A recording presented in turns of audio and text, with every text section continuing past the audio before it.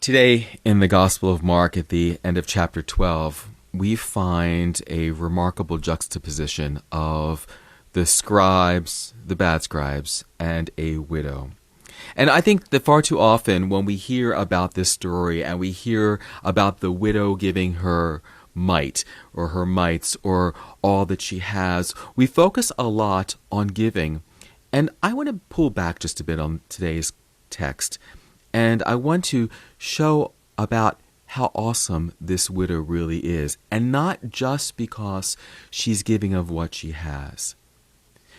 Jesus starts this text by talking about the scribes who devour widows' houses for the sake of appearance and long prayers, of a church who's willing to take from their poorest and their most needy for their own sake, and not for the sake of goodness or truth or light or love. And yet, the very next statement is about a widow who gives freely.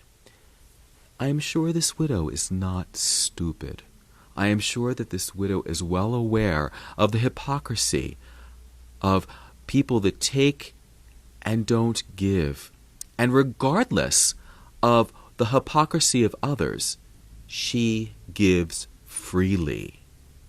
She gives freely, even knowing that she's being taken advantage of. Now, I think most of us don't understand that type of giving. And I think that if we look at her as a Christ on earth, we may understand it a little better. You see, Christ gave for an unthankful, ungiving population.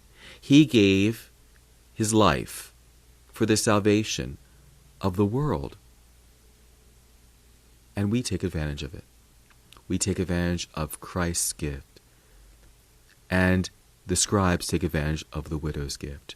With full dignity, with full honor, and full respect, she still gives, even though her gift is abused and not appreciated. It makes me wonder why we give. It makes me wonder if we give so that we can pat ourselves on the back, or if we give because we want others to see how wonderful we are. And I think that that's the wrong reason for giving. I think we are to give for the good of another, regardless if we're thanked, regardless if we're appreciated, regardless.